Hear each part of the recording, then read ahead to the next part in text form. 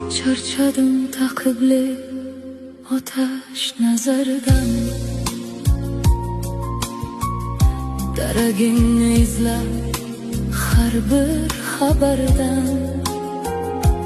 Mo'ralaysan olis xotiralardan, sevgilim qalbimga qadalgan o'qsan, yodimda borsan.